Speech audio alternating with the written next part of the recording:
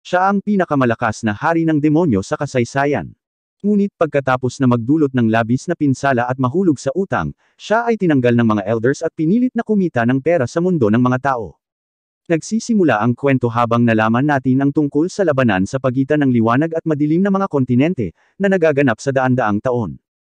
Ang mga tao sa maliwanag na kontinente ay naglunsad ng hindi mabilang na mga krusada upang maalis ang madilim na angkan, ngunit hindi sila makalusot sa mga bulwagan na binabantayan ng 7 hari ng demonyo. Ang pinakamakapangyarihan sa kanila ay ang monarko ng unang bulwagan na pinangalanang Merlin, at nakikita natin siyang nagsusulat ng kanyang lingguhang ulat, ngunit hindi siya makapag-focus dahil ang labanan ay nasa labas mismo ng kanyang palasyo. Ginagamit ng kanyang kapatid na babae na si Lilith ang kanyang charm magic para makipaglaban ang mga tao sa isa't isa, ngunit bigla siyang inatake ng isa sa mga knight at pinabagsak siya sa lupa. Huminto ang mga tao sa pakikipaglaban sa isa't isa, at ipinakilala ng kabalyero ang kanyang sarili bilang si Alice, ang ika-233 na bayani ng kaharian. Napagtanto ni Lilith na ang kanyang magic ay hindi gumana sa kanya dahil siya ay isang babae, at sinimulan niya itong panunukso, na sinasabi sa kanya na siya ay cute. Itinulak siya ni Alice sa likod at nagmamadaling atakihin siya, ngunit pinalayas siya ni Lilith. Nagpupumilit siyang matamaan, at kinukutsa siya ni Lilith dahil sa pagiging mahina, kaya nagpa siya si Alice na ipakita ang kanyang tunay na kapangyarihan. Inaatake siya ni Lilith, ngunit nabigla siya nang maputol ang kanyang latigo na gawa sa mga litid ng dragon nang hawakan ang espada ni Alice. Napansin niya na ang banal na espada, ang Light Anthem, ay hindi maaaring hawakan ng dark creatures na tulad niya, at inatake niya si Lilith gamit ang kanyang mahika. Nagawa niyang harangan ito, ngunit biglang sumugod si Alice at nahuli siya. Nagsimulang magsaya ang mga sundalo para kay Alice, ngunit narinig ni Merlin ang ingay at nagtataka kung ano ang nangyayari sa labas. Hiniling ni Alice sa kanyang Master Sage na utusan siyang salakayin ang palasyo ng hari ng demonyo, ngunit tinanggihan niya ang kanyang kahilingan at nagpatawag ng isang higanteng balina ng halimaw. Tinatawag niya itong pinakahuling sandata ng sangkatauhan dahil maaari nitong sirain ang lahat sa isang atake. Iniisip ni Alice na dapat lang nilang alisin ang demonyong hari, ngunit naniniwala siyang lahat ng mga demonyo ay karapat-dapat na mamatay, kaya gusto niyang lipulin sila. Alam niya kung gaano kasama ang demonyong hari dahil siya lang ang taong nakaligtas matapos siyang harapin. Inilunsad niya ang kanyang pinakahuling pag-atake upang paksain ang mga demonyo, ngunit biglang dumating si Merlin upang protektahan sila at hindi sinasadyang maglanding kay Alice. Niyakap siya ni Lilith, sinasabing binubuli nila siya, habang sinasabi ni Alice na bantayan ang kanyang hakbang habang siya ay lumalapag. Nagtataka siya kung sino siya. Kaya, sinabi sa kanya ni Lilith na siya ay isang walang kwentang bayani, ngunit alam niyang natalo si Lilith sa kanya, kaya ipinaliwanag niya na siya ay naging pabaya. Nais ni Alice na labanan siya, ngunit pinalipad niya ito sa isang pitik lamang ng kanyang daliri. Tinawag siya ni Sage na kanyang kaaway, ngunit hindi man lang siya naaalala ni Merlin, kaya binanggit niya na siya lamang ang taong nakaligtas pagkatapos makipaglaban sa kanya. Sa wakas ay naalala ni Merlin na nagmamakaawa siya para sa kanyang buhay at nabanggit na hinayaan niyang makatakas si Sage dahil nangako siyang isakripisyo ang kanyang mga tauhan sa kanya. Nagulat ang lahat nang marinig ito, ngunit ipinaliwanag ni Sage na hindi ito totoo, na sinasabing nandyan siya para sa kaluwalhatian at katarungan ng sangkatauhan. Inilabas niya ang mahiwagang enerhiya mula sa lahat ng kanyang mga sundalo at nagpaputok ng isang malakas na sinag ng enerhiya. Ngunit ginagamit ni Merlin ang kanyang espada upang maghatid ng isang mapangwasak na pag-atake na pumatay sa halimaw sa isang iglap. Humingi ng tawad si Sage at sinisisi si Alice sa pag-atake. Ngunit bigla silang nakarinig ng kampana na ikinagulat ni Merlin nang mapagtanto niyang nagsimula na ang lingguhang pagpupulong. Tumakbo siya patungo sa kanyang palasyo, ngunit pinigilan siya ni Alice. Kaya, binanggit niya na kahit na siya ay masyadong mahina para sa kanya, gagamitin niya ang kanyang Dark Blade Vortex, dahil siya ay dumating sa lahat ng paraan upang labanan siya. Nagpakawala siya ng mapangwasak na atake ng espada at sinubukan ni Alice na harangan ito gamit ang kanyang barrier, ngunit nabigla siya at tumagos ito sa lupa. Sa pagpupulong, lahat sila ay nabigo kay Merlin dahil siya ang may pinakamasamang pagganap sa lahat ng mga hari ng demonyo. Binanggit niya na natalo niya ang pinakamaraming krusada at nasira ang milyon-milyong tao, ngunit sinabi nila sa kanya na hindi siya kumikita ng pera para sa palasyo. Ipinaliwanag nila na sa tuwing siya ay lumalaban, siya ay nagdudulot ng malubhang pinsala sa lupain ng kadiliman, kaya ang kanyang kabuoang utang ay umabot sa 66 na trilyong yen, at hinihiling nila sa kanya na bayaran ito kaagad. Sinubukan ni Merlin na lumabas ng palasyo ng palihim, ngunit naisip ni Lilith na naglalaro siya ng hide and seek. Sinabi niya sa kanya na ang kaharian ng demonyo ay napakaliit para sa kanya, kaya oras na para sa kanya upang galugarin ang labas ng mundo, sa pag-iisip na ang kanyang pagkawala ay magpapaunawa sa lahat kung gaano siya kahalaga. Iniisip niya kung siya ay tinanggal, ngunit sinabi niya sa kanya na ito ay ganap na kanyang sariling desisyon, at sinubukan siyang pigilan ng elders. Binanggit niya na aalis siya dahil sa kanyang sumpa, na nagpapaliit sa kanyang puso kung hindi niya lalabanan ang malalakas na kalaban, kaya't kailangan niyang hanapin sila sa kaharian ng liwanag. Ngunit sa tingin niya ay wala siyang kakayahan maliban sa pagiging isang hari ng demonyo. Kaya hindi siya mabubuhay sa labas ng mundo. Nais niyang samahan siya, ngunit sinabi niya na dapat siyang magbayad ng 66 na trilyon para sa lahat ng pinsalang idinulot niya kung mananatili siya roon. Kaya mabilis siyang tumalon pabalik at binati siya ng swerte sa sapat na kita upang mabayaran ang kanyang utang. Sa kanyang pag-alis, naisip niya na kahit na siya ang pinakamalakas na hari ng demonyo, isa pa rin itong hangal na babalik pagkatapos niyang mabigo sa labas ng mundo.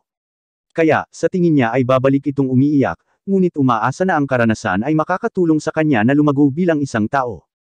Samantala, sinabi ni Alice na kung hindi dahil sa kanyang mithril armor at light anthem, hindi siya makakaligtas.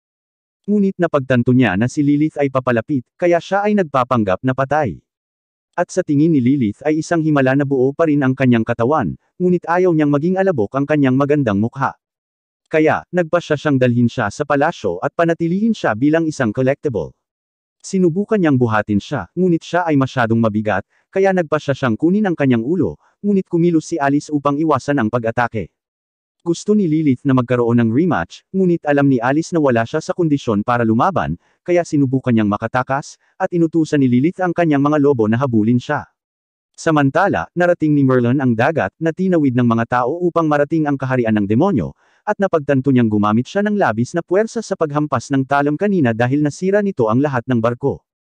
Alam niyang hindi marunong lumangoy ang mga demonyo, kaya sa tingin niya ay wala na siyang choice kundi bumalik. Ngunit isang maliit na bangka ang biglang lumutang patungo sa kanya, at nagpasya siyang magsagwan sa dagat. Samantala, si Alice ay patuloy na tumatakbo mula sa mga lobo, at naalala niya kung paano sinabi sa kanya ng kanyang master na hindi siya handang harapin ang mga demonyo. Ngunit ayaw niyang matulad sa kanyang master, na walang ginawa kundi manatili sa bundok na nalalatagan ng nyebe, kaya nagpumilit siyang makipagsapalaran. Nagsisimula siyang umiyak nang mapagtanto niya na ang mundo sa labas ay nakakatakot, at sa palagay niya ay kailangan niyang pagsikapan ang kanyang mga kakayahan kapag siya ay nakabalik. Pinabagsak niya ang isa sa mga lobo at gumaan ang pakiramdam dahil isang elite tier beast na lang ang natitira, ngunit bigla itong nag-transform sa kanyang huling anyo, na ikinagulat niya. Nagpupumilit siyang ipagtanggol ang sarili at sa tingin niya ay hindi na siya makakaligtas, ngunit biglang pinigilan ni Merlin ang lobo. Sa tingin niya ay gagawin niya ang perpektong alipin, kaya sinabi niya sa lobo na nagngangalang Fatty na sabihin kay Lilith na pag-aari niya si Alice, na ikinagulat niya. Sinabi niya sa kanya na iniligtas niya ang kanyang buhay, kaya dapat itong magsilbi bilang kanyang alipin upang ibalik ang pabor. Dinala niya siya sa bangka at sinubukan niyang lumaban, ngunit hindi siya katapat nito at sinabihan niya siyang magsimulang magsagwan. Nanaginip si Alice na talunin si Merlin at ikakasal na siya sa isang prinsipe, ngunit ginising siya ni Merlin, sinabihan siyang magtrabaho. Iniisip niya ang tungkol sa paghihiganti isang araw at habang naliligaw siya sa kanyang pag-iisip, nagsimula siyang magsagwan ng agresibo. Napansin niya itong nakatayong matatag sa kabila ng malakas na agos, ngunit hindi nagtagal ay napagtanto niyang kumukuha siya ng suporta mula sa isang kahoy na tabla. Makalipas ang ilang oras, naamoy niya ang masarap na pagkain na niluluto niya, kaya naabala siya. Ngunit binanggit niya na siya ay isang walang kwentang bayani na ikinagagalit niya. Kaya, huminto siya sa pagsagwan, na sinasabi sa kanya na mamamatay na lang sila. Sinabi niya sa kanya na gagantimpalaan siya kung magtrabaho siya ng maayos. At kahit natutol siya sa pagkain na iyon, hindi niya ito kayang pigilan. Humingi siya ng paumanhin sa kanyang master, at sinabing ang isang hari ng demonyo ay hindi dapat magluto ng ganoong kasarap na pagkain, kaya labag ito sa mga batas ng kalikasan. Ang mga pating ay naaakit sa amoy ng pagkain. At sinabi niya sa kanya na huminto sa pag-ihaw, ngunit hindi niya ito pinapansin. Kaya, sinabi niya sa kanya na ang dagat ay tahanan ng mas mapanganib na mga nilalang. Itinuro niya ang likod niya, at natatakot siyang makakita ng pating ng malapitan, ngunit pina-address niya ito gamit ang kanyang Conqueror's Hockey. Sa tingin niya, siya ang pinakamapanganib na nilalang sa dagat. Ngunit nabanggit niya na ang tinutukoy niya ay ang halimaw sa dagat, na siyang pinaka-nakakatakot na mandaragit sa dagat. Ibinunyag niya na kahit ang kanilang hukbo ay kailangang pairan ng dumi ng banal na dragon sa kanilang mga barko para lamang maiwasan ang pag-atake nito. At napagtanto niya na ito ang dahilan kung bakit kakaiba ang amoy ng hukbo. Ngunit sinabi niya na ang tae ng banal na dragon ay isang mahalagang kayamanan dahil nawala ang banal na dragon. Kaya mas mahalaga ang tae nito kaysa sa ginto. Sa palagay niya ay hindi pa niya narinig ang tungkol sa banal na dragon, ngunit naglabas siya ng isang kristal na kontrata na ginagamit para sa paggapos sa mga demonyong hayop. Nagbukas siya ng portal kung saan nakipag-ugnayan siya kay Bucky, sa pag-aakalang hindi na niya kailangang umalis dahil maaari siyang kumita ng dagdag na pera sa pamamagitan ng pagbebenta ng tae nito. Hindi makapaniwala si Alice na naging alagang hayop ang banal na dragon. Kaya, ipinaliwanag niya na natalo niya ito at ginawa itong kanyang alaga. Ngunit, nabigla pa rin siya dahil ang banal na dragon ay ang pinakamalakas na nilalang sa mundo. Sa palagay niya ay hahanapin siya ni Bucky sa pamamagitan ng kristal at dadalhin siya pabalik sa palasyo, ngunit bigla itong nadulas sa kanyang kamay at nahulog sa dagat. Sinabihan ni Merlin si Alice na magpatuloy sa pagtatrabaho, ngunit napansin niya na ang lahat ng isda sa kanilang paligid ay biglang nawala. Kaya, iniisip niya na ang isang mapanganib na mandaragit ay dapat na nasa malapit. Tumitaw ang halimaw sa dagat sa harap nila, at hiniling ni Alice na itaboy ito, ngunit binanggit niya na hindi siya marunong lumangoy. Nagtataka siya kung bakit napakalakas nito kung hindi man lang marunong lumangoy. Kaya, napagtanto niya na dapat niyang harapin ito sa kanyang sarili. Tumalon siya para salakayin ito, ngunit hindi makatusok ang kanyang espada sa balat nito, at nawalan siya ng pag-asa. Sinabi ni Merlin sa halimaw na maging kanyang bagong alipin at dalhin siya sa kabila ng dagat, ngunit tinanggihan nito ang kanyang alok at inaatake siya ng tubig. Kaya, ginagamit niya ang kanyang espada para atakihin ito, pinatay ito sa isang iglap, at hindi makapaniwala si Alice kung gaano siya kalakas. Sa wakas ay nakarating sila sa baybayin, at sinabi ni Merlin na narating lamang nila ito dahil napakahusay niyang pinuno. Sa tingin niya ay walang kwentang alipin si Alice dahil kulang ito sa lakas at utak. Kaya, nagpasya siyang makipaghiwalay sa kanya. Ngunit bago siya umalis, sinabihan niya itong habarin ang kanyang baluti dahil gusto niyang kumita ng pera sa pagbebenta nito. Tumilitaw si Alice sa korte kung saan siya ang may pananagutan sa pagkamatay ng kanyang mga kapwa-sundalo dahil hindi siya sapat na malakas para talunin si Merlin. Inalis niya ang kanyang katayuan bilang isang bayani upang magbayad ng 50 milyong ginto dahil nawala niya sa kanya ang mahalagang mithril armor. Pagkalipas ng isang taon, nakita natin si Alice na nakikipaglaban sa mga pirata, ngunit sa tingin nila ay napakahina niya para talunin sila. Pinalaya niya ang batang babae na kinidnap nila at sinabihan siyang huwag nang mag-alala dahil haharapin niya sila hanggang sa dumating ang backup. Umaatake siya ng yelo upang palamigan ang paa ng kapitan.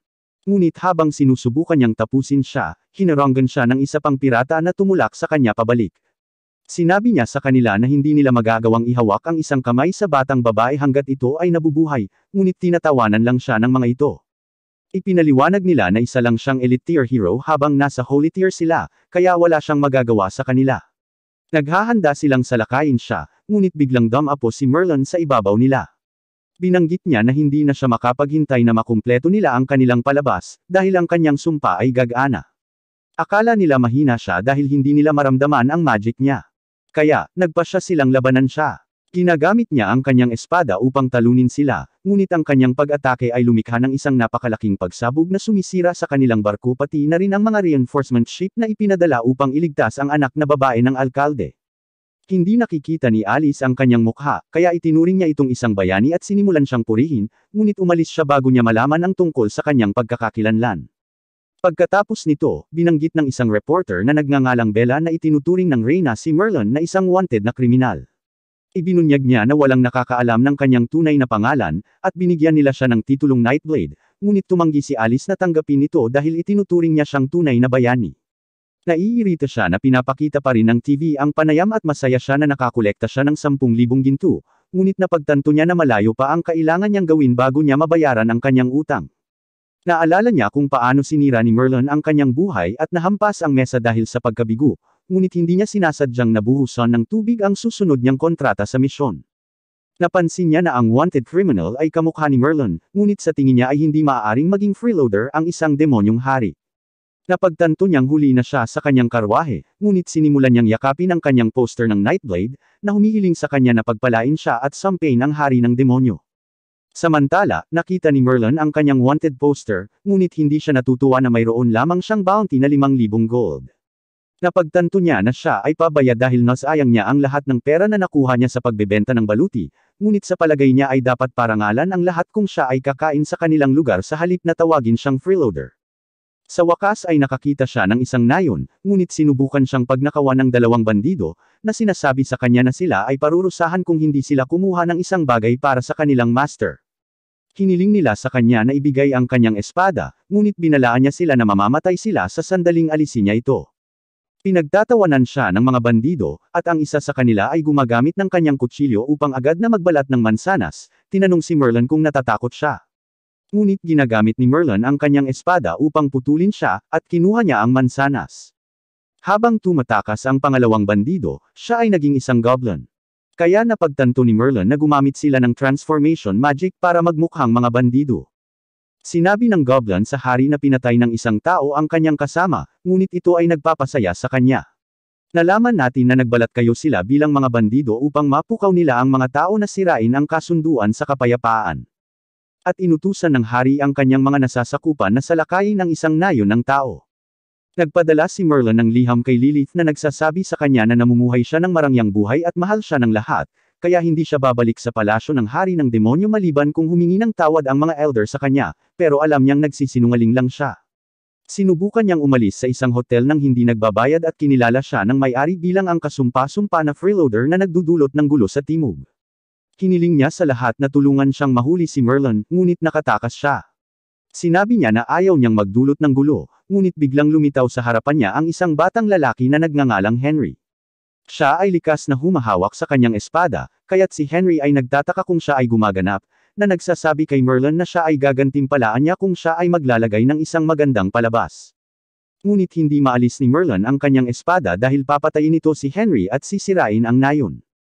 Kaya sinubukan lang niyang lokohin siya, ngunit nagalit si Henry at tinawag siyang walang kwentang bomb. Kaya nagalit si Merlin at itinapon ang ice cream ni Henry na nagpaiyak sa kanya.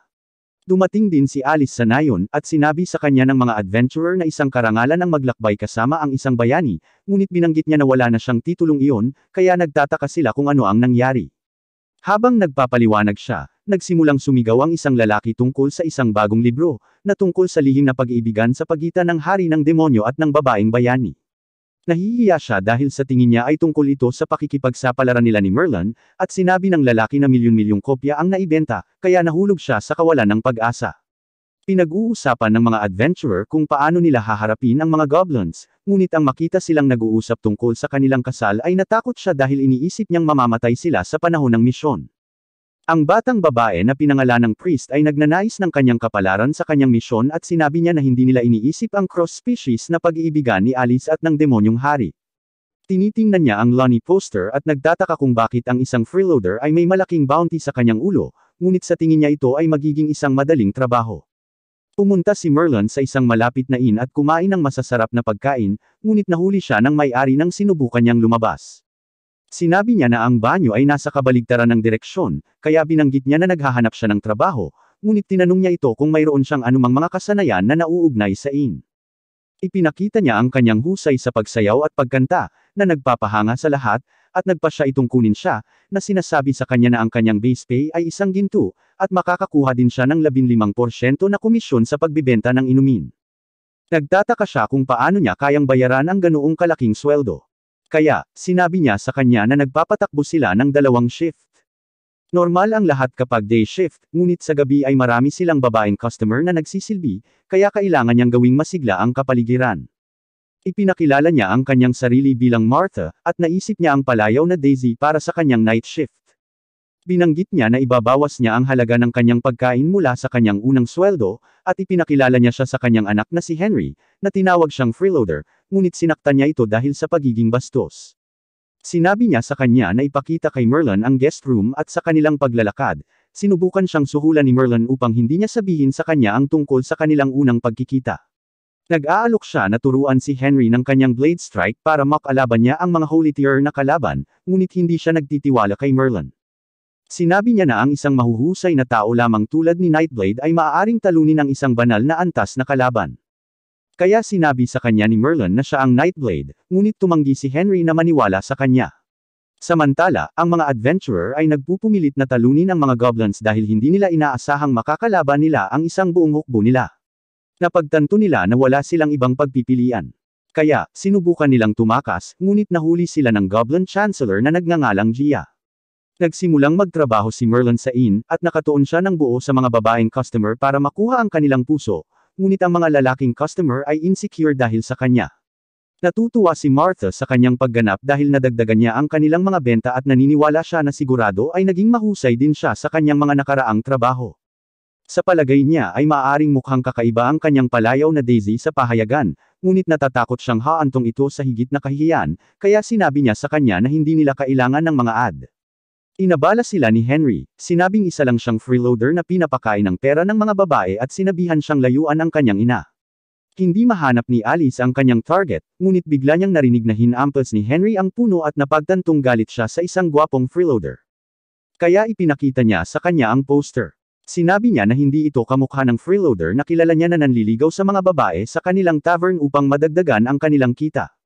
Sa tingin niya ay isa lamang itong workaholic, ngunit ilang lalaki ang biglang lumapit sa kanya at nag-aalok ng reward kung haharapin niya si Merlin dahil ang kanilang mga babae ay nakulong sa kanyang alindog. Pumunta si Alice sa inn kung saan nagulat siya nang makita ang isang malaking bilang ng mga babae dahil ito ay isang maliit na bayan lamang. Nakita niya si Merlin at napagtanto niyang siya ang freeloader mula sa kanyang poster. Kaya, nagpasya siyang hulihin siya, ngunit naalala niya na ayon sa mga ulat, palagi itong tumatakas. Kaya naman, sinusubukan muna niyang mapalapit sa kanya. Siya ay hindi sinasadyang pumasok sa entablado at sa tingin niya ay gusto rin niyang maging bahagi ng kanyang pagtatanghal, ngunit sa lalong madaling panahon ay nalaman nila ang tunay na pagkakakilanlan ng isa't isa, kaya't sinubukan niyang patayin siya, ngunit iniwasan niya ang lahat ng kanyang pag-atake. Siya ay nagsimulang umiyak, na sinasabi sa kanya na siya ay nabubuhay ng isang miserableng buhay pagkatapos siya nitong iwan. Kaya, iniisip ng mga babae na siya ay isang kaila-hilakbot na tao para sa pag-abandona sa kanya. Pagkatapos nito, hiniling ni Alice kay Merlin na ibalik ang kanyang kayamanan, ngunit inihayag niya na naibenta na niya ito. Binanggit niya na sinira niya ang kanyang buhay, kaya't aarestuhin niya siya kung hindi niya ibabalik ang baluti, ngunit ipinaalala niya sa kanya na wala siyang laban sa kanya. Napagtanto niya na kailangan niyang mabuhay sa kanyang utang na 50 milyong ginto, na ikinagulat niya dahil mayroon lamang siyang utang na ilang libong barya pagkatapos mag-freeload sa loob ng isang taon. Ipinaliwanag niya ang kanyang sitwasyon sa kanya, sinabi sa kanya na kailangan niyang makakuha ng trabaho sa Adventurers Guild at labanan ang mga holy tier na kalaban para mabayaran ang kanyang utang. Ngunit nasasabik siya, tinanong siya kung paano siya magiging isang adventurer, kaya sinabi niya sa kanya na kakailanganin niya ng referral. Humihingi siya ng referral sa kanya dahil gusto niyang maging adventurer, ngunit tinanggihan siya nito. Samantala, nilibot ni Henry ang lungsod, ngunit sinabihan siya ng mga gwardya na umuwi dahil magagalit si Martha. Binanggit niya na ayaw niyang makita ang freeloader at lumitaw ang adventurer na umalis para talunin ang mga goblins. Hiniling niya sa mga gwardya na buksan ang mga tarangkahan, ngunit sinabi nila sa kanya na hindi sila pinapayagang buksan ito sa gabi. Napansin niya na ang kanyang mga kaibigan ay patay na at siya ay lubhang nasugatan. Kaya, binuksan nila ang gate, ngunit ito ay naging isang bitag, at ang mga goblins ay sumugod sa nayon. Hiniling niya kay Gia na palayain ang kanyang fiancé bilang bahagi ng kanilang kasunduan, ngunit ipinaliwanag niya na wala itong karapatan na makipag-ayos sa kanya dahil siya ay isang alipin lamang. Nagtataka si Alice kung bakit gustong maging adventurer ng demonyong hari at nagalit siya na hindi na niya makukuha ang kanyang reward dahil walang makakahuli sa kanya. Inatake ng mga goblins ang inn, ngunit napagtanto ni Merlin na hindi sila customer, kaya pinalayas niya sila, na ikinatuwa ng mga babae. Nag-aalala si Martha para sa kanyang anak, kaya nagmamadali siyang lumabas upang hanapin ito at iniwan ang tavern sa ilalim ng kanyang pangangalaga. Habang dumarami ang mga goblins, mabilis niyang pinapabagsak ang mga ito at patuloy na nagtatrabaho na parang walang nangyari. Napagtanto niya na hindi siya mababayaran kapag may nangyari kay Martha. Kaya, umalis siya para hanapin siya habang tinatanong niya ang lahat kung nakita na nila si Henry. Sinabi sa kanya ng isang lalaki na nakita niya siya malapit sa gate at binalaan siya na mayroong mga goblins sa lahat ng dako, ngunit hinahanap niya pa rin siya. Tinawag niya ang kanyang pangalan, na nakakuha ng atensyon ng halimaw, at dinala nila siya. Napagtanto ni Henry na may problema siya, kaya sinubukan niyang tulungan siya, ngunit sa sobrang takot niya ay hindi siya makagalaw. Samantala, si Merlin ay naglalakad sa paligid ng nayon at iniisip na ito ay kasing gulo ng madilim na kaharian. Nakatagpo siya ng mga goblins at gusto niyang iwasang makipaglaban sa kanila dahil mahina ang mga ito kaya hindi nila siya matutulungan sa kanyang sumpa, ngunit inaatake pa rin siya ng mga ito, kaya pinaghiwa-hiwalay niya ang mga ito. Nakita siya ni Alice at naisip niyang nakikipagtulungan siya sa mga goblins, ngunit ipinaliwanag niya na hinding-hindi siya makikipagtulungan sa mga ganoong mababang ranggo na nilalang. Sinabi niya na kung wala siya sa kanila, dapat niyang tulungan siyang talunin sila, ngunit ipinaliwanag niya na wala siyang pakialam dahil hindi siya residente ng nayon. Ipinaalala niya sa kanya na gusto niyang sumali sa guild at sinabi sa kanya na dapat protektahan ng mga adventurer ang nayon, ngunit ayaw niyang gawin ito maliban kung binabayaran siya nito. Napansin niya na wala siyang pera, kaya sinabi niya sa kanya na tumabi dahil kailangan niyang hanapin si Martha. Iniisip ni Alice na iligtas niya ang nayon ng mag-isa, at ginagamit niya ang kanyang ice magic para i-freeze ang mga goblins. Pinagmamasdan siya ni Gia at sa tingin niya ay hindi siya mapipigilan ni Alice kung makakaranas siya ng sorpresang pag-atake, ngunit ginulat siya ni Alice ng isang malakas na sipa. Sinabi niya kay Gia na umalis sa nayon, ngunit binanggit niya na sa kabila ng pagiging isang elite tier, hindi kayang talunin ni Alice ang lahat sa kanila. Inutusan ni Gia ang mga goblins na hulihin siya, ngunit isang batang lalaki ang biglang bumagsak sa kanyang harapan at sinabi sa kanya ang tungkol kay Merlin. Ginagamit niya ang kanyang mahika upang makita kung paano pinatay ang mga goblins at napagtanto niyang walang laban ang kanyang hukbo para kay Merlin. Kaya, inutusan niya silang umatras. Hinahanap ng mga taga-nayon ang kanilang pamilya habang sinusubukan ng isang lalaking nagngangalang Johnson na i-advertise ang kanyang mga serbisyo bilang isang personal na bantay. Hinihiling nilang lahat sa kanya na iligtas ang kanilang mga mahal sa buhay, ngunit sa tingin niya ay patay na sila. Kaya, sinasabi niya sa kanila na mag-focus sa hinaharap sa halip. Dumating si Alice kasama ang adventurer na humiling sa mga gwardya na buksan ang mga gate, at sinabi niya sa kanila na dinala ng mga goblins ang kanilang mga mahal sa buhay sa kanilang kuweba. Nakilala siya ng isa sa mga sundalo at tinawag siyang traidor. Ngunit ipinagtanggol siya ni Alice, sinabing nahuli ang kanyang kasintahan at mga kasama, kaya napilitan siyang makipagtulungan sa mga goblins. Tinanong siya ni Johnson kung sino siya, kaya ipinakilala niya ang kanyang sarili bilang ika-233 na bayani, at nagsimulang magsalita ang lahat tungkol sa kanya. Sinubukan ni Johnson na ibalik ang mga ito laban sa kanya, kaya pinalayas niya siya at nagpas siyang atakihin ang kuweba ng mag-isa. Nagpasya si Henry na sumama sa kanya, sa pag-aakalang ang mga taga-nayon ay lahat ay duwag, ngunit hindi sinasadyang napadpad siya sa isang goblin at natakot nang makita niya ang mga bangkay. Pumunta siya upang kunin ang espada ng kanyang ama upang magamit niya ito upang iligtas ang kanyang ina. Biglang nagising ang mga walang malay na goblins at sinubukan niyang atakihin ang mga ito, ngunit madali nila siyang natalo. Tatapusin na nila siya, ngunit dumating si Merlin upang iligtas siya at sinabi sa kanila na nagagalit siya sa kanila dahil sila ang dahilan kung bakit kailangan niyang mag-overtime. Sinubukan ni Henry na umalis dala ang espada at sinabihan siya ni Merlin na manatili sa bahay, ngunit sinabi niya na kailangan niyang iligtas ang kanyang ina. Iniisip ni Merlin na palagi siyang nagdudulot ng gulo, ngunit naaalala niya ang panahong kailangan niyang lumaban para iligtas ang kanyang kapatid at nagpas siyang tulungan si Henry. Sinabi niya na ito ang unang pagkakataon na iaangat niya ang kanyang espada para sa isang tao, ngunit hindi niya alam kung nasaan ang kuwebo ng mga goblins. Narinig niya ang isang grupo ng mga tao na nagpaplanong iligtas ang kanilang mga mahal sa buhay sa pugad ng mga goblins, kaya nagpasya siyang sumama sa kanila. Nagboluntaryo siyang maging pinuno nila, na sinasabi sa kanila na siya ay isang malakas na mandirigma, ngunit sa tingin nila ay hindi siya karapat-dapat na pamunuan sila. Sinubukan ni Henry na sabihin sa kanila na siya ay isang mahusay na manlalaban, ngunit ayaw niyang ipaliwanag ang kanyang sarili. Kaya, nagpasya siyang italaga si Johnson bilang kanilang pinuno sa halip. Natutuwa sila na siya ang mangunguna sa pagsagip dahil sa tingin nila isa siyang maaasahang mandirigma, ngunit natatakot siyang harapin ang mga goblins. Si Alice ay pumasok sa kuweba sa pamamagitan ng pag-abala sa mga goblins habang si Gia ay nagsasabi sa hari ng goblin tungkol sa kanilang pagsalakay. Pinupuri niya siya sa paghuli ng mga tao, ngunit sinabi niya sa kanya na nakatagpo siya ng dalawang malalakas na mandirigma sa nayon. Inaangkin niya na maaari niyang talunin ang mga ito, ngunit sa halip ay dinala niya sila sa kuweba upang masiyahan siyang panuurin silang nagdurusa. Sa wakas ay nakarating na sila sa labas ng kuwebo ng goblins at si Johnson ay nagsimulang manginig sa takot habang si Henry ay nagmamadaling labanan ang mga goblins, ngunit pinigilan siya ni Merlin dahil alam niyang isa itong bitag. Ini-activate ni Gia ang kanyang fire barrier at sinabihan silang sumuko kung gusto nilang mabuhay. Naglalakad si Merlin dito na ikinabahala ni Henry, ngunit napapansin niyang walang halaga ang init kumpara sa magma sa ilalim ng kanyang bahay. Sinabi ni Gia na kahit na ang mga Holy Tier Warriors ay hindi makakalusot dito, kaya ang mga tao ay hindi magkakaroon ng pagkakataon. Ngunit biglang sumulpat si Merlin sa kanyang likuran, na nagsasabi sa kanya na dumaan siya dito. Nagtataka siya kung sino siya, ngunit hindi niya maihayag ang tunay niyang pagkatao. Kaya, sinabi niya sa kanya na siya si Daisy, at nagawa niyang akitin ang lahat ng mga goblins. Hinawakan niya ang kanyang kamay at hiniling sa kanya na ibigay na lang si Martha, ngunit tumanggi siya at sinubukang sunugin siya ng kanyang mahika, ngunit madali niyang napigilan ang kanyang apoy. Kaya, napagtanto niya na itinatago niya ang kanyang tunay na kapangyarihan.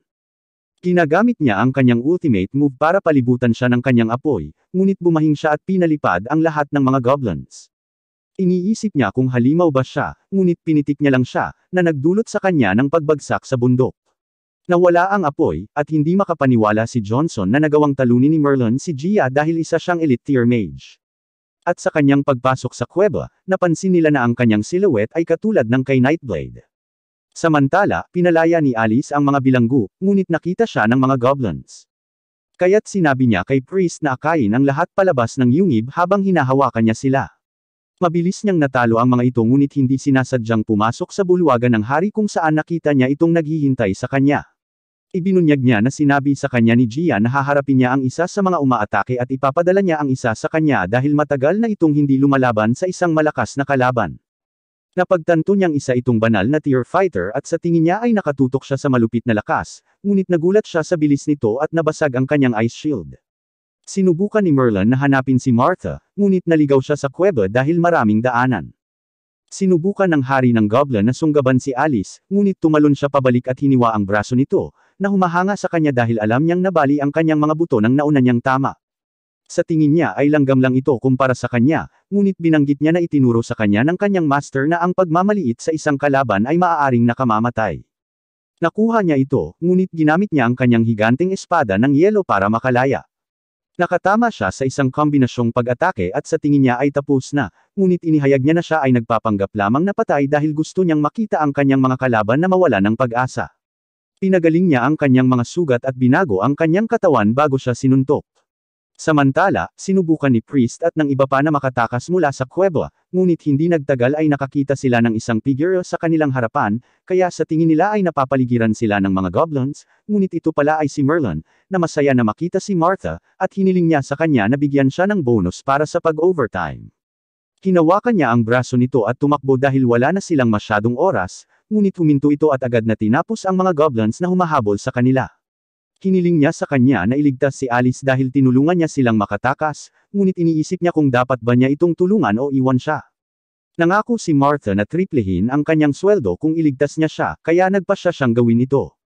Sinabihan siya ni Priest na mag-ingat at pinayuhan siya na huwag pumasok sa isang bulwagan na puno ng mga gintong barya dahil ang hari ng goblin ay isang banal na antas na kalaban. Pinipigilan niya ang pag-iisip na yayaman siya pagkatapos talunin ng isang malakas na kaaway, ngunit sa tingin nila ay nag-aalala lang siya kay Alice. Pinatumba niya ang ilang goblin habang papunta sa bulwagan ng hari at sumabog sa pasukan, ngunit hindi niya pinansin ang hari at nagsimulang tumingin sa lahat ng ginto. Pinutol niya ang braso ng goblin at hinawakan si Alice, ngunit iniisip niya kung babawasan ba ni Martha ang kanyang bonus dahil nasugatan si Alice. Tinanong niya siya tungkol sa iba, kaya sinabi niya sa kanya na ligtas sila at ilalabas niya siya roon pagkatapos niyang talunin ang Goblin King. Nagkunwaring nasaktan ang hari ng goblin at bigla niyang pinatubo ang nawala niyang braso. Ngunit walang reaksyon si Merlin, kaya iniisip niya kung ano ang problema niya. Sinabi ni Merlin na may kilala siyang troublemaker na may katulad na sense of humor, ngunit mas maganda ito sa kanya. Napagtanto ng hari ng goblin na siya ay malakas, kaya nagpasya siyang gawin ang lahat at sinimulang salakayin siya mula sa lahat ng direksyon, ngunit madaling hinaranggan ni Merlin ang lahat ng kanyang pag-atake. Tinanong ng hari ng goblin ang kanyang pangalan, ngunit sa palagay ni Merlin ay hindi niya ito karapat-dapat na malaman, kaya sinabi na lang niya sa kanya na tinatawag siyang Daisy. Ang Goblin King ay naghahanda na gamitin ang kanyang ultimate technique, kaya nasasabik si Merlin. Nag-aalok siya na gawin si Merlin bilang kanyang chancellor kung nanunumpa siya ng katapatan sa kanya, ngunit tinatawanan niya ang kanyang lakas ng loob na gumawa ng ganoong alok, na sinasabi sa kanya na gawin ang lahat. Kaya, ginagamit niya ang kanyang ultimate Goblin's Hammer skill, ngunit madaling hinaranggan ito ni Merlin, at nakita siya ni Alice mula sa likuran. Napagtatanto na siya ang Nightblade, inilabas niya ang kanyang espada at nakilala ito ng hari ng Goblin bilang ang maalamat na Sword Vortex, na tanging ang demonyong hari ng pagmamataas ang maaaring makabunot. Tinalo siya ni Merlin sa isang atake, ngunit nakalimutan niyang kontrolin ang kanyang pag-atake. Kaya, ang buong kuweba ay nagsisimulang gumuho. Iniisip niya kung dapat ba niyang iligtas si Alice o kunin ang kayamanan, at ipinaalala sa kanya ng kanyang konsensya na maaari niyang i-refer siya sa guild. Kaya, nagtapos siya sa pagpapasya na iligtas siya. Gumagawa siya ng pagbubukas upang lisanin ang kuweba, at natutuwa ang lahat na nakalabas silang buhay. Itinuring siya ni Henry na isang bayani at pinasalamatan siya sa pagligtas sa lahat, ngunit nagsimula siyang umiyak sa nawalang kayamanan habang iniisip ni Martha na nag-aalala lang siya kay Alice. Nakita ni Merlin na si Alice ay malubhang nasugatan, ngunit kailangan niyang irekomenda siya nito sa guild, kaya nagpasya siyang pagalingin siya. Hinubad niya ang kanyang mga damit, ngunit pumasok si Martha at sa tingin niya ay malapit na silang maging intimate, kaya mabilis siyang lumabas kasama si Henry, na sinasabi sa kanila na magpatuloy. Tinatakpan niya ng laway si Alice dahil may hilang effect ito sa opposite gender. At habang nagsisimula siyang gumaling, nagsimula siyang managinip at napagtanto niyang dahil ito sa laway.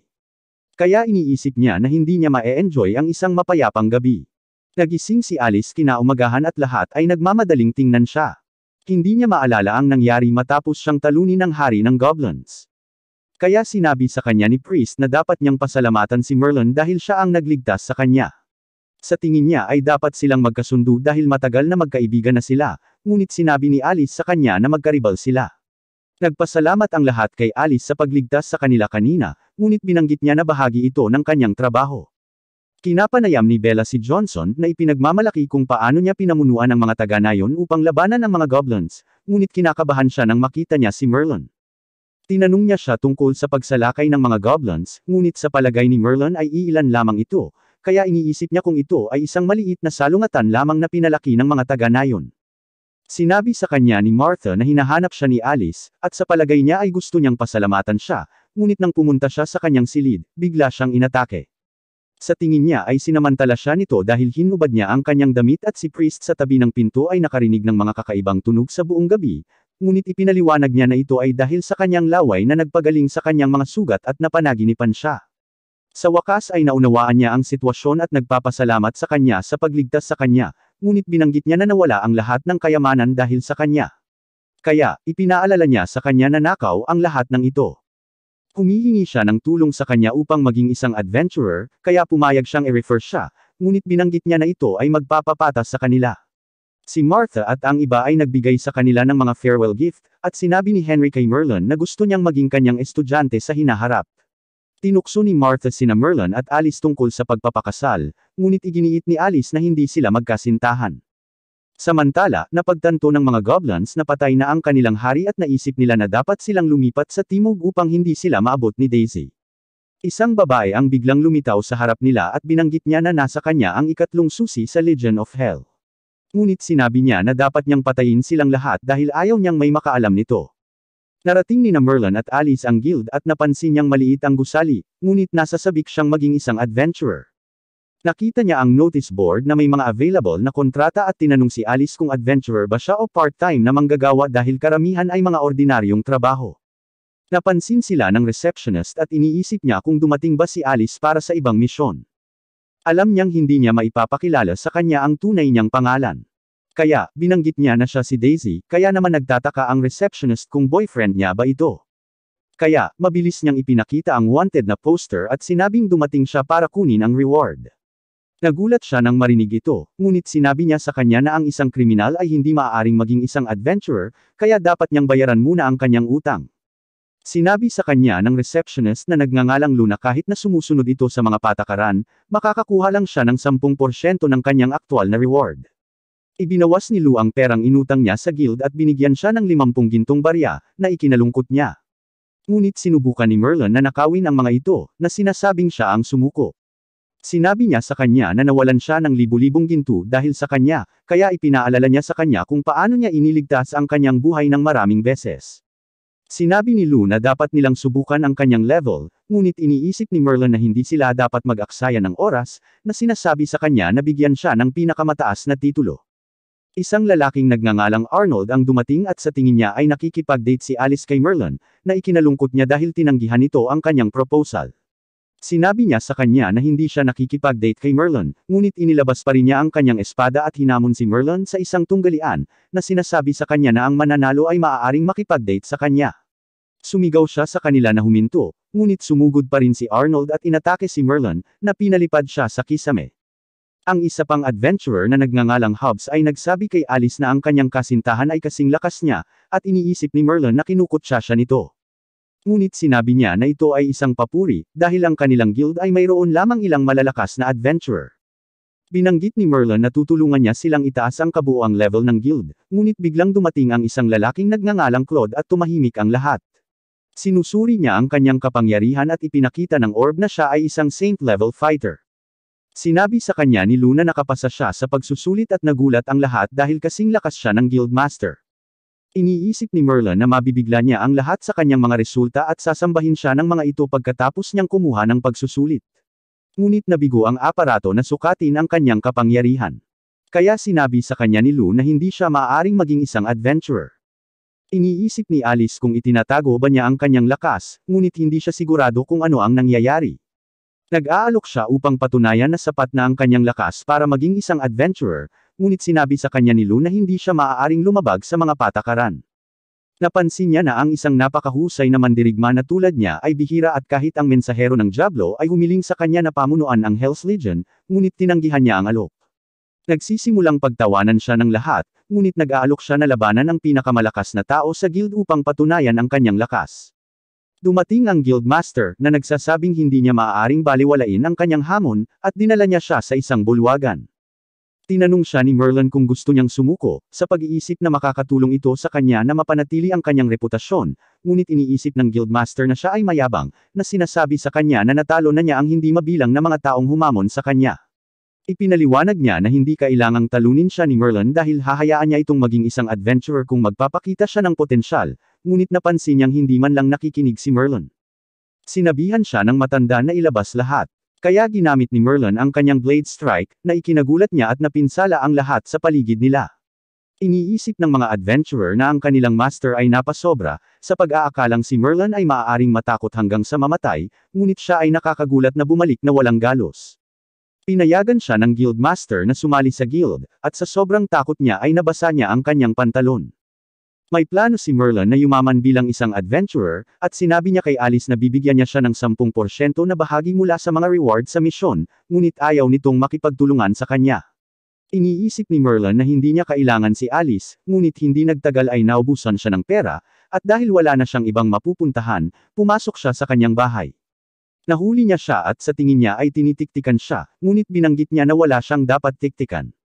Sinabi niya sa kanya na mahirap mamuhay ng mag-isa, kaya mananatili siya sa kanya at sisingilan lamang siya ng 1,000 ginto para sa kanyang proteksyon, ngunit pinalayas siya nito, kaya nagsimula siyang lumikha ng kaguluhan, na nakakuha ng atensyon ng lahat, at sa tingin nila ay pinaalis ni Alice ang kanyang kasintahan.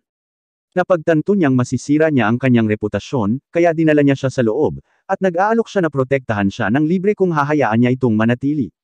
Sinubukan niyang hampasin siya, ngunit madali itong nakaiwas sa mga pag-atake nito at pumasok sa kanyang silid.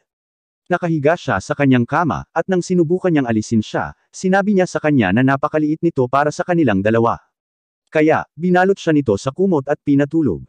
Kinaumagahan, pumunta si Alice sa guild, ngunit pagod siya sa pagtulog sa sahig. Dumating si Merlin at tinanong niya siya kung bakit hindi siya ginising, kaya lahat ay nagsimulang magchismis na sila ay nakatira ng magkasama. Lumilitaw din si Arnold at nabanggit niya na ang kanilang tunggalian kay Merlin ay hindi patas, kaya dapat silang magkaroon ng best of 3. Ngunit sa halip na lumaban, dapat nilang makita kung sino ang makakakumpleto ng isang A-rank na misyon. Sinabi ni Merlin na kahit na hindi siya interesado na manalo sa kanya, hindi niya maaaring baliwalain ang isang komisyon dahil siya ay isang adventurer. Sinabi niya kay Lou na gustong kunin ang komisyon, ngunit sinabi niya sa kanya na hindi niya matatanggap ang misyon ng walang mentor dahil masyadong mababa ang kanyang antas. Kaya't sinabi niya kay Alice na sumama sa kanya, ngunit hiniling din ni Arnold sa kanya na sumali sa kanyang koponan sa halip, sinabi sa kanya na kinuha na niya si Claude upang maging bahagi ng kanyang koponan. Iniisip ni Merlin na siya ang perpektong pagpipilian, ngunit nagpasya siyang sumali sa koponan ni Arnold. Masama ang pakiramdam ng lahat para kay Merlin dahil iniwan niya siya para sa anak ng duke, ngunit nakita niya si Hobbs at nilinlang siya para bumuo ng isang team. Pagkatapos nito, nagising si Hobbs sa isang karwahe at nagtataka kung nasaan sila. Kaya sinabi sa kanya ni Merlin ang tungkol sa misyon, ngunit natakot siya dahil isa lang siyang salamangkero at si Merlin ay isang rookie. Sinabi niya kay Hobbs na huwag nang mag-alala dahil siya na ang bahala sa lahat, ngunit biglang nakita ni Hobbs ang Knights of the Duke of Roses, ngunit hindi sila kilala ni Merlin. Kaya binanggit ni Hobbs na mas mataas ang katayuan nila kaysa sa ama ni Arnold. Isang kabalyero na nagngangalang Carl ang humihingi ng direksyon, kaya sinabi sa kanya ni Hobbs na nasa kabilang bundok ito, ngunit kailangan nilang maglakad dahil hindi makakapunta ang kanilang karwahe doon. Nagalit si Carl, iniisip na gusto niyang lumakad ang anak ng duke, si Cecilia, sa maputik na landas. Kaya't nagtataka si Merlin kung siya ay isang lumpo. Sinubukan ni Carl na hagupitan siya, ngunit hinawakan ito ni Merlin at hinila siya pababa sa kanyang kabayo. Sinabihan siya ni Hobbs na huminahon at tapusin ang laban sa pamamagitan ng paghingi ng tawad, ngunit sa palagay niya ay si Carl ang dapat humingi ng tawad. Bigla silang nakakita ng stampede ng mga nasusunog na rhino na paparating, kaya inutusan ni Carl ang kanyang mga sundalo na protektahan ang karwahe.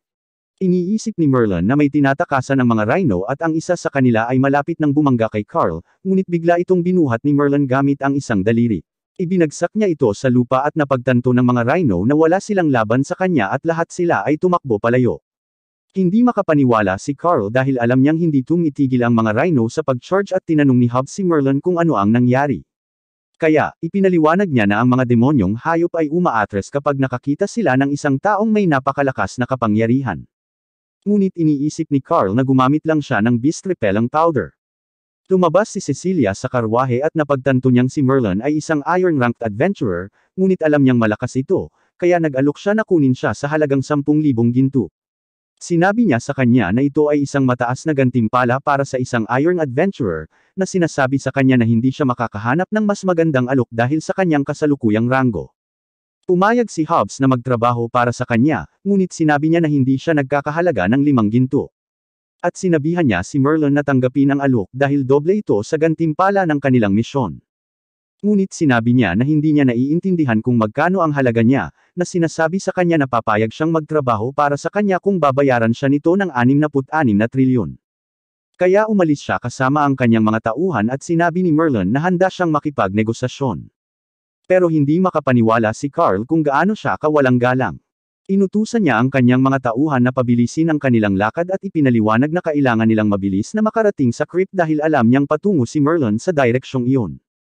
Nalaman natin na ang kanyang layunin ay upang mapabilib ang kanyang ama sa pamamagitan ng paglutas ng krisis at sa tingin niya ay banta si Arnold dahil maaaring harapin ito ang problema bago sila makarating doon. Nakita natin si Alice sa karwahe ni Arnold at sa tingin niya ay mapapasa kanya ito dahil hindi sila matatalo dahil kasama si Claude sa kanilang team. Ngunit sinabi niya na wala siyang pakialam sa pustahan nila ni Merlin, na sinasabi sa kanya na gusto niya ang makapangyarihang mga mandirigma tulad ni Nightblade. Nagtataka si Claude kung gaano siya kagaling. Kaya binanggit ni Alice na natalo niya ang Holy Tier na magkakapatid na pirata, ngunit iniisip ni Claude na wala siyang espesyal. Tinanong niya kung sino sa tingin niya ang pinakamalakas. Kaya't sinabi niya sa kanya ang tungkol sa 4 na bayani ng nakaraang imperyo. Ang una ay ang dragon assassin na si Corona na pumatay ng 7 Holy Tier sa isang gabi. At binanggit ni Claude ang kambal na Sword Saints na sina Zoe at Joy na nagpabagsak sa maalamat na higanteng hari. Ang huli ay ang Storm Warrior na si Bernard na kilala bilang pinakamalakas na manlalaban ng nakaraang imperyo at sikat siya sa pagtalo sa isang higanteng Holy Tier dragon. Sa tingin ni Claude ay karapat-dapat silang tawaging pinakamalakas at sa tingin niya ay walang halaga ang Nightblade kumpara sa kanila. Kaya't nagalit si Alice, ngunit ang kanilang karwahe ay biglang huminto habang ang mga nasusunog na rhino ay sumusugod patungo sa kanila. Naghahanda si Alice na harapin sila. Ngunit agad na winasak ni Claude silang lahat at naisip ni Arnold na halos takutin niya sila. Ngunit ipinaliwanag niya na imposible ito dahil hindi sila natatakot sa anumang bagay, na sinasabi na ang tanging paraan upang pigilan sila ay ang patayin sila. Nakita natin si Merlin na nakikipag-inuman kasama ang mga babae at sa tingin nila ay kamangha-mangha siya, ngunit biglang dumating si Alice, na nagsasabi sa kanya na seryosohin ang misyon. Sa tingin nila ay girlfriend niya ito, kaya lumayo sila, at sinabihan siya nito na isipin ang sarili niyang negosyo, na nagpapaalala sa kanya na wala sila sa iisang team. Sinabi ni Arnold na hindi siya matatalo dahil kasama niya si Claude sa kanyang koponan, ngunit ibinunyag ni Merlin na ang 5,000 gintong pabuya lamang ang kanyang pinapahalagahan. Iniisip ni Arnold na si Alice ay mahuhuli sa pag-ibig sa kanya, ngunit siya ay lumayo at sinabi niya kay Merlin na ang puntod ng dating chancellor ng kaharian ay nasa kagubatan.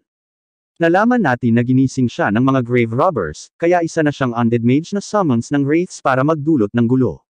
Sinabi ni Arnold na kung sino ang magpapabagsak sa kanya ay magiging pinakamalaking bayani, ngunit alam niya na ang Chancellor ay may holy tier na kapangyarihan, kaya sa palagay niya ay hindi magkakaroon ng pagkakataon si Merlin.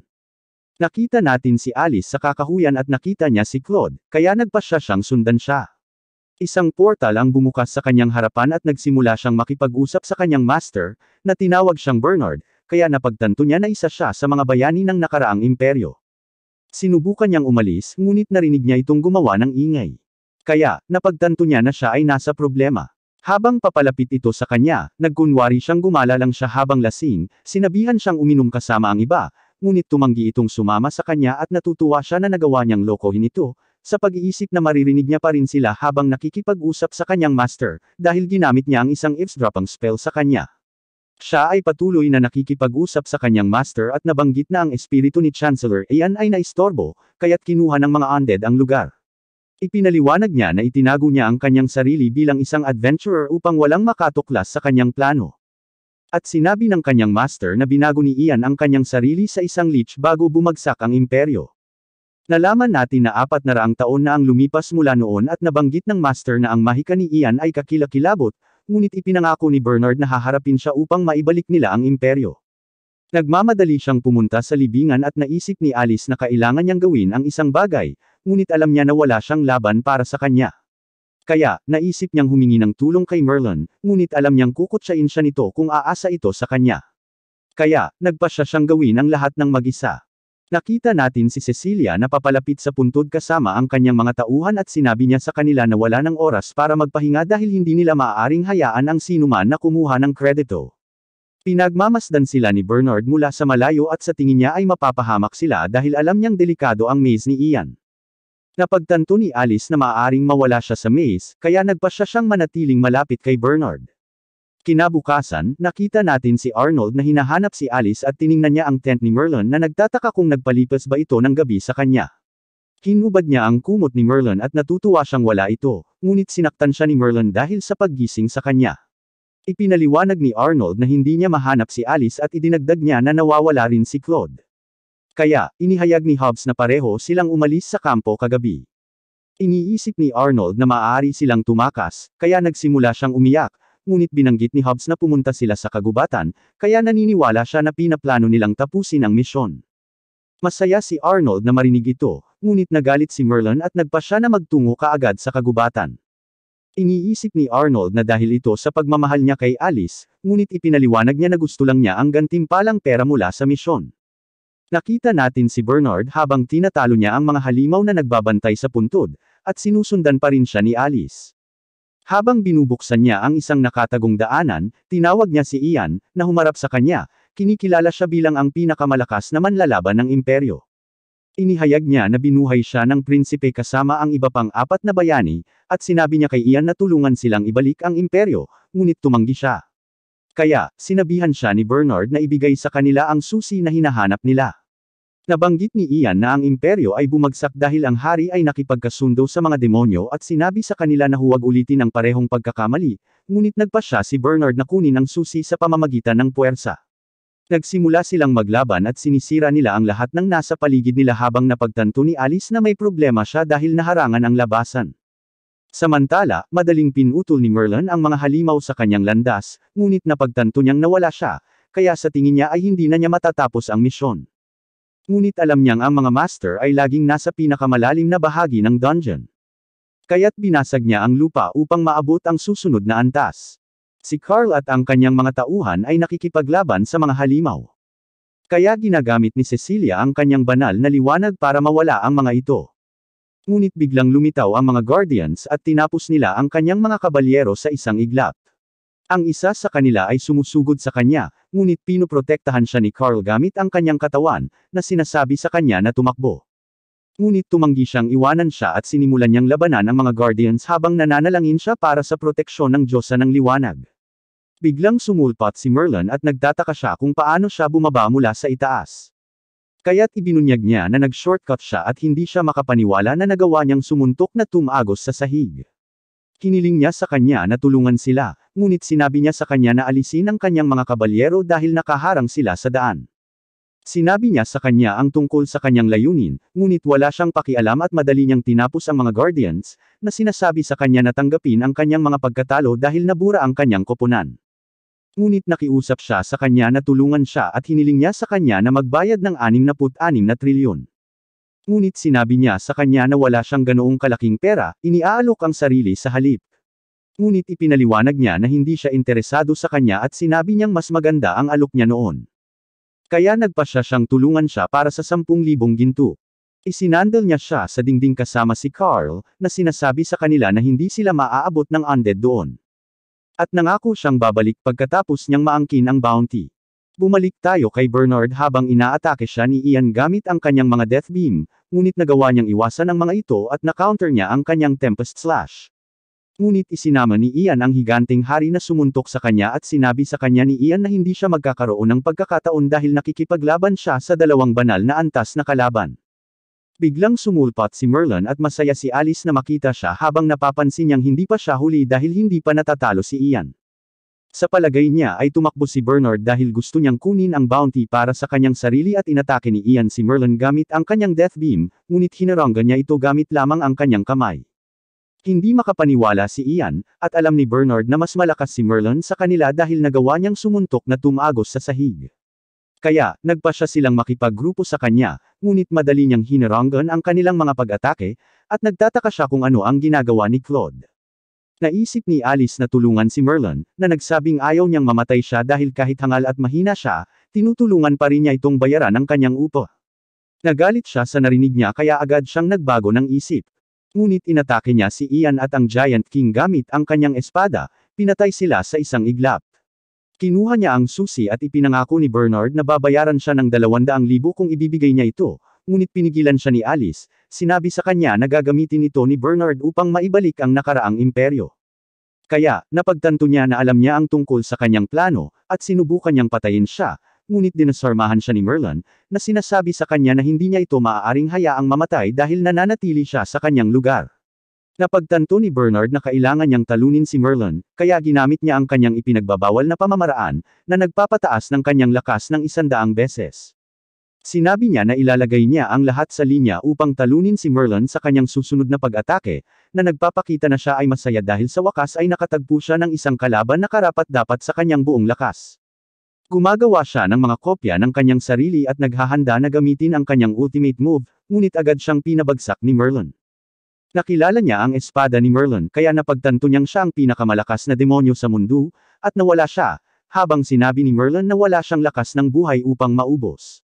Sa palagay niya ay dapat na mahalaga ang susi dahil handa siyang magbayad ng 200,000 para dito.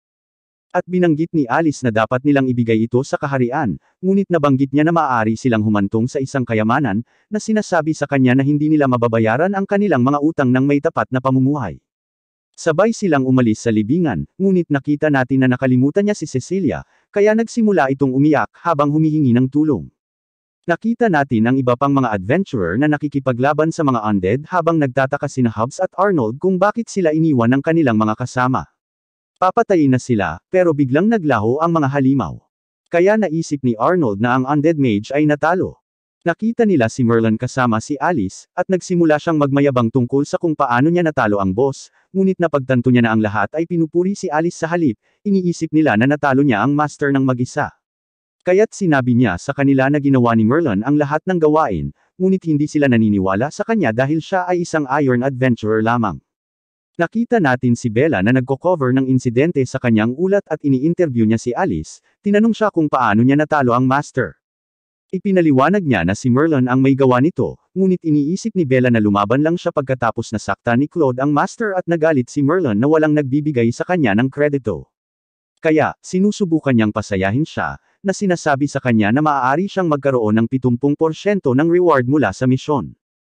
Nakikita natin ang iba pang mga bayani kasama ang prinsipe habang binanggit ni Zoe at Joey na walang silbi si Bernard dahil hindi niya nakuha ang susi sa tarangkahan ng kalaliman. Sinabi sa kanila ni Corona na hindi nila dapat pag-usapan ang tungkol sa kanilang namatay na kasama ng ganoon, dahil siya ay lubos na tapat sa kanila, ngunit sinabi nila sa kanya na ang kanyang katapatan ay walang kahulugan dahil hindi niya magawa ang trabaho. Nagsimula silang magtalo, ngunit pinigilan sila ng prinsipe, sinabi sa kanila na nalantad ang kanilang sikreto, kaya kailangan nilang kumilos bago sila atakihin ang kaharian. Sinabi niya na dapat nilang ipatawag ang Hell Legion, at inutusan niya si Corona na kunin ang susi. Kaya, ipinangako niya na gagawin niya ang lahat para buhayin ang imperyo. Nakita natin si Merlin kasama si Alice at nakita natin na masaya siya sa pagkuha ng halos lahat ng reward. Ngunit sinabi ni Arnold na ang kanyang koponan ay nanalo sa tunggalian, kaya't maaari niyang i-date si Alice pagkatapos niyang manalo muli. Nag-aalala si Hobbs sa pagbabalik ng nakaraang imperyo, ngunit iniisip ni Arnold na matatalo sila ng Boanian Knights, ngunit hindi pa sila narinig ni Merlin. Kaya inihayag ni Hobbs na sila ang elite unit ng kaharian na pinamumunuan ng 12 Holy Tier Warriors na kilala bilang Thorn Paladins. Ang bawat isa sa kanila ay sinasabing kasing lakas ng isang buong hukbo at ang kanilang kapitan ay ang pinakamalakas na Holy Tier Warrior sa mundo. Nakita natin sina Cecilia at Carl na iniligtas ng Boanian Knights at hindi makapaniwala si Carl na nakikisali sila. Ngunit sinumpa ni Cecilia si Merlin sa pagsasabit sa kanya. Nakarating ang grupo ni Merlin sa bayan, ngunit bigla silang inatake ng isang grupo ng mga nakabalabal na lalaki at ipinahayag nila na gusto nilang labanan si Alice. Kaya sinabi ni Merlin sa kanila na magpatuloy at sinimulan nila siyang salakayin habang iniisip niya kung sila ay mula sa nakaraang imperyo. Ginagamit niya ang kanyang ice magic para lumaban at nagawa niyang talunin sila. Ngunit habang naghahanda siyang saksakin ang isa sa kanila, isang magic shield ang biglang hamarang sa kanyang pag-atake. Naalis ang disguise ng lalaki at nagulat si Arnold nang makita ang emblem sa kanyang armor. Napagtatanto na siya ay isang Boanian Knight, ipinakilala niya ang kanyang sarili bilang si Chapman at ibinunyag na pumunta siya roon upang imbestigahan siya, ngunit nalaman niyang tapos na ang kanyang pagsisiyasat at nagpapasalamat siya sa kanyang pakikipagtulungan. Sa palagay niya ay pinalaki ang ulat dahil napakahina niya para talunin ang dalawang kalaban na Holy Tier. Kaya naniniwala siyang walang espesyal ang apat na bayani. Sinabi niya na hindi nila kailangan ang mga Thorn Paladins upang harapin sila, ngunit bigla niyang naramdaman na may kumamot sa kanyang leeg at wala siyang makitang sinuman sa kanyang likuran, kaya sa palagay niya ay naisip niya lamang ito. Bumalik sina Merlin at Alice sa guild kung saan binigay ni Luke kay Alice ang kanyang gantimpala, ngunit nabanggit niya na ito ay higit pa sa inaasahan niya. Kaya't isiniwalat ni Lou na kasama nito ang bahagi ni Merlin, at nabanggit niya na ang kanilang mga utang ay pinagsama dahil sila ay mag-asawa na, at married couple na ngayon, na inihayag na ang guildmaster ay nag-file ng kanilang mga papeles para sa kanila. Pareho silang nagalit dahil ayaw nilang mag-asawa, at nawala ng pag-asa si Arnold, ngunit pinalayas lang siya ni Alice.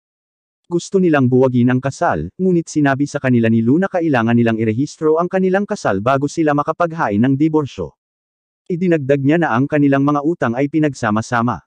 Kaya't kahit na sila ay mag-divorce, ang kanilang mga utang ay ipapamahagi ng pantay-pantay.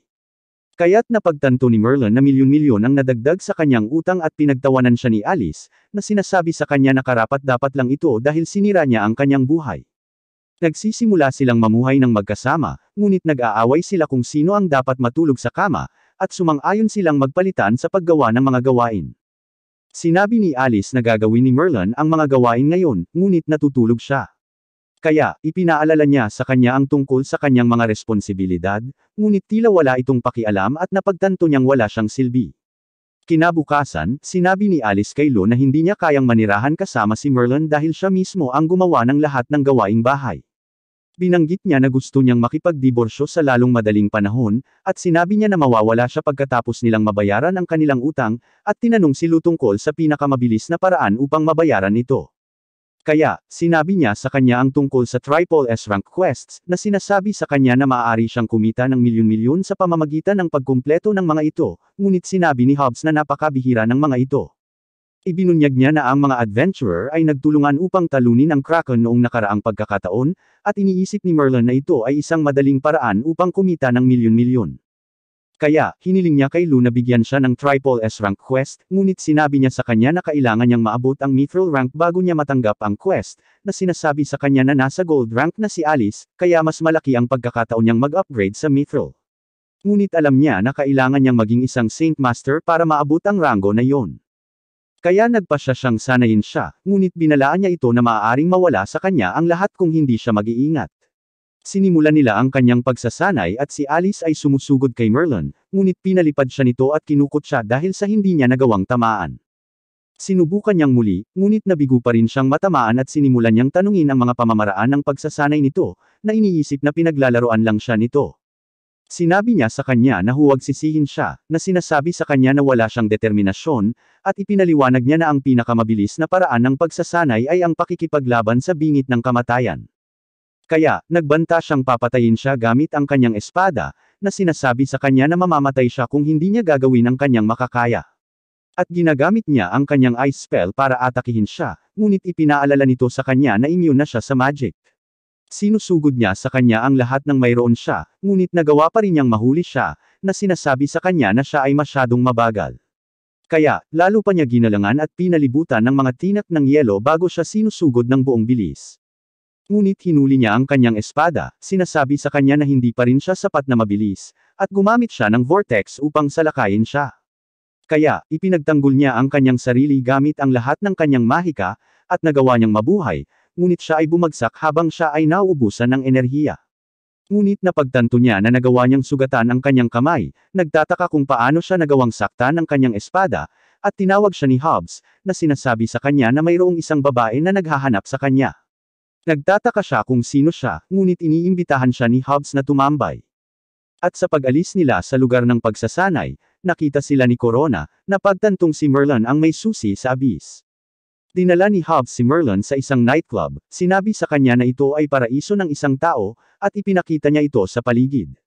Habang sinabi ni Merlin na mukhang pamilyar ang style, ipinakilala siya ni Hobbs sa isang babaeng nagngangalang Helena, na tila nakikilala siya.